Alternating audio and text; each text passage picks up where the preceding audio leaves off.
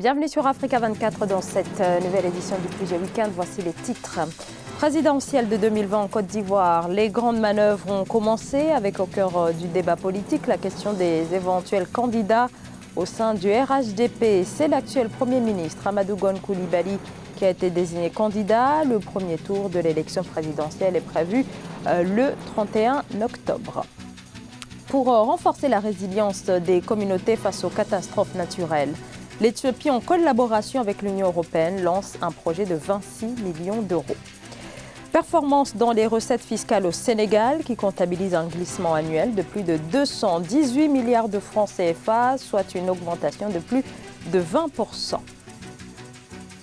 Mais avant de développer ces titres, les critiques en Centrafrique à l'égard de l'autorité nationale des élections. Critiques émises par l'Observatoire national des élections et par l'opposition. Le premier candidat a déclaré, Martin Ziguélé, président du MLPC, dénonce la mise en place des organes représentatifs de l'ANE en région. Et pour rappel, en 2015, le premier tour des législatives avait dû être annulé. Plus de 200 000 procès-verbaux avaient été considérés comme inutilisables. Et les réactions se succèdent après l'annonce du chef de l'État ivoirien Alassane Ouattara de ne pas briguer un troisième mandat. Réaction notamment d'une partie de l'opposition qui salue cette annonce. Quoi qu'il en soit, depuis cette décision, tout se bouscule autour de l'élection présidentielle, notamment autour de ceux qui vont y prendre part. Siamlo Victoria Sedji. C'est officiel. Le président Alassane Ouattara se retire de la présidentielle de 2020. La décision du 5 mars aura surpris tout le monde, mal appréciée par certains de ses partisans et proches collaborateurs. Elle a été par contre saluée chez une frange de l'opposition. Ces derniers mois, le climat politique s'était vivement échauffé. Quoique cette renonciation est un bon indicateur de stabilité, la meilleure façon de parvenir à la stabilité, ce sont des élections ouvertes et transparentes. Je milite pour le retrait des trois grands, comme je dis, Alassane Ouattara, Henri Konan Bédié et Laurent Gbagbo. La majeure partie des militants en Côte d'Ivoire sont prêts à se sacrifier pour ces trois. Et pour ces trois seulement, leur renonciation contribuerait à apaiser un peu le climat politique. Le Premier ministre Amadou Gon Coulibaly a rapidement été présenté le 12 mars comme candidat à la présidentielle du 31 octobre 2020 du RHDP, le parti au pouvoir. Ce dernier va-t-il finalement hériter des rivalités et de toutes les hostilités de son mentor Alassane Ouattara?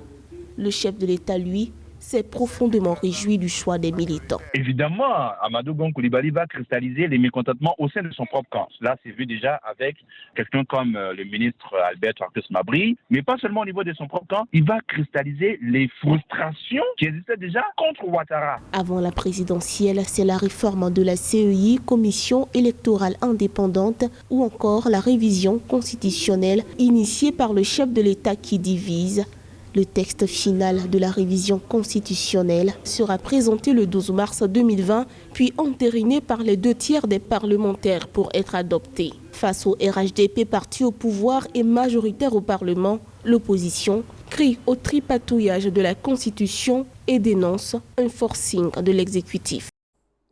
La première réunion du groupe de contact Union africaine-Nations unies s'est tenue en République du Congo les 12 et 13 mars. Il a donc été question du règlement de la crise libyenne avec cette offensive déclenchée par le maréchal Khalifa Haftar depuis avril 2019 et qui a fait plus d'1 millier de morts. Au conclave d'Oyo, le président de l'Union africaine, Cyril Ramaphosa, a appelé à un cessez-le-feu. Reportage de notre envoyé spécial à Oyo, Deva Panzou, commenté par Viviane Baoken. Le président sud-africain Cyril Ramaphosa appelle les partis opposés dans les combats en Libye à opter à un cessez-le-feu afin d'apporter une résolution de cette crise sans armes. Le président en exercice de l'Union africaine a exprimé au cours d'une interview accordée à Africa 24, en marge de la première réunion du groupe de contact de l'Union africaine sur la Libye, la nécessité de mettre en place un embargo sur les armes vers la Libye. Firstly, we want a ceasefire. Ceasefire must immediately. Nous voulons premièrement un cessez-le-feu. Ce cessez-le-feu doit être immédiatement mis en place afin que toutes les parties conviennent de cela. Ensuite, nous voulons que l'embargo sur les armes soit respecté, ce qui signifie que les pays qui apportent des armes en Libye doivent cesser de le faire. in Libya must desist from doing so. Le président Cyril Ramaphosa a dénoncé au cours de l'entretien accordé à la chaîne panafricaine Africa 24 l'ingérence des pays qui courtisent les richesses de la Libye. Le chef de l'État sud-africain a rappelé que le mandat sur silence des armes de l'Union africaine, qui doit s'achever en 2020, est un processus qui nécessite plus de temps sans vouloir se dérober de l'objectif d'apporter la paix aux peuples africains. African Union decided years ago that l'Union africaine a décidé il y a quelques années de faire taire les armes d'ici 2023. Je suis heureux d'être devenu le président de l'Union africaine l'année où le thème est de faire taire les armes. Nous allons déployer des efforts communs dans des zones où se trouvent des conflits afin d'instaurer la paix. Nous avons déjà réussi avec le Soudan du Sud. Le président en exercice de l'Union africaine et ses homologues Denis Sassou Nguesso de la République du Congo et Idriss Déby Itno de la République du Tchad s'étaient réunis à Oyo afin de préparer la tenue en juillet 2020 de la conférence de réconciliation nationale interlibyenne. Au Niger, la société civile annonce une mobilisation ce dimanche 15 mars. Elle exhorte les autorités à publier le rapport d'audit du ministère de la Défense. Cet audit aurait mis en lumière un certain nombre de manquements au niveau des procédures de passation des marchés au ministère de la Défense, mais aussi en ce qui concerne leur suivi et le suivi de leur réalisation. La marche interdite par les autorités sera suivie d'un meeting. En Éthiopie, des millions de personnes font face aux conséquences du changement climatique. L'effet combiné de la sécheresse et des inondations les oblige à quitter leur foyer et menace leurs moyens d'existence déjà extrêmement fragiles. Pour renforcer la résilience de ces communautés, un projet de 26 millions d'euros soutenu par l'Union africaine a été lancé. Nelly Claude Bessa. Dans le cadre de la politique d'autonomisation des États régionaux de l'Éthiopie, 4 régions bénéficient d'un financement de 26 millions d'euros. L'enveloppe issue de l'Union européenne vise à renforcer la résilience des communautés locales et à réduire leur vulnérabilité tout en améliorant leurs moyens de subsistance à travers la mise en œuvre de programmes de préparation aux catastrophes naturelles dans le pays. Les investissements qui vont s'adresser pour la reconstruction des écoles, des centres de santé, pour les programmes sociaux qui vont donc justement découler des activités de ce projet pourront bénéficier principalement aux femmes et aux jeunes. Et à travers l'autonomisation, donc les femmes pourront être impliquées dans les activités qui pourront être développées, notamment dans la construction des infrastructures qui vont être réalisées. Les jeunes aussi vont être très sollicités pour exercer des activités qui sont rentables. Ce programme de résilience financera les activités économiques des femmes et des jeunes afin de réduire les risques liés aux catastrophes naturelles. Pendant 4 ans, les populations des États régionaux d'Oromia, d'Amara, de la région des nations, nationalités et peuples du Sud et de Somalie mettront en œuvre les différentes alternatives qui contribueraient à atténuer les catastrophes et les risques dans leurs zones respectives. La pérennité de ce projet dépendra plus des travaux de reconstruction qui vont être réalisés. Les activités qui vont découler plus tard des infrastructures qui vont être créées, que ce soit des infrastructures économiques, les écoles, les centres de santé qui vont être créés, vont aussi générer d'autres activités économiques qui pourront faire tourner l'économie.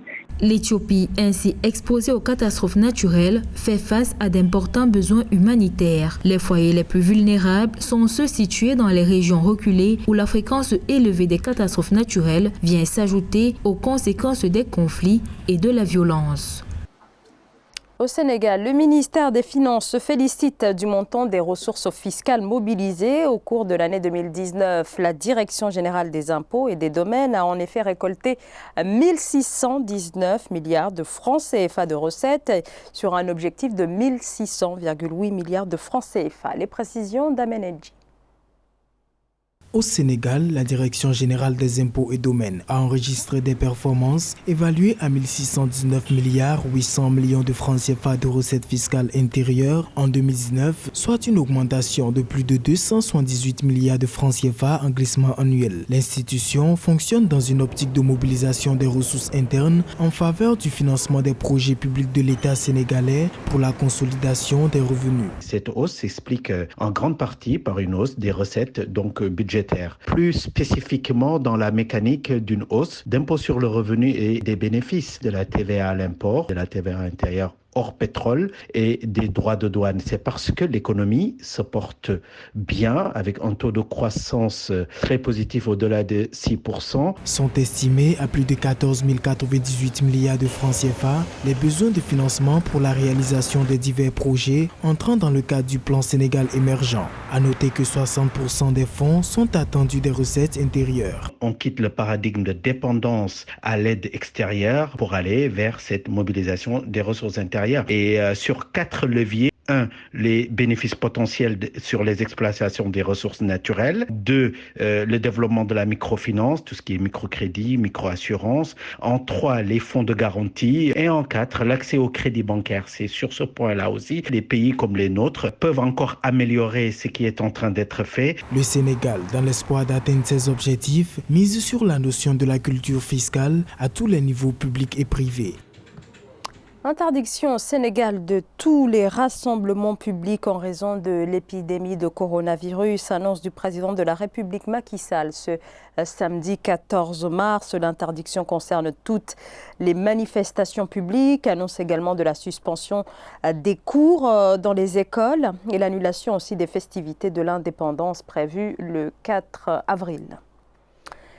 Le Covid-19 qui continue de se propager dans le monde avec un premier cas de coronavirus confirmé au Rwanda. Il s'agirait d'un ressortissant indien arrivé dans le pays le 8 mars, a annoncé samedi le ministère de la Santé. Concerts, rassemblements, événements commerciaux et sportifs sont suspendus dans le pays. Rwandair, la compagnie aérienne nationale, a par ailleurs cessé ses vols vers la Chine, Israël et l'Inde. La pandémie a déjà contaminé plus de 150 000 personnes dans 137 pays et a causé la mort de plus de 5 700 personnes à travers le monde.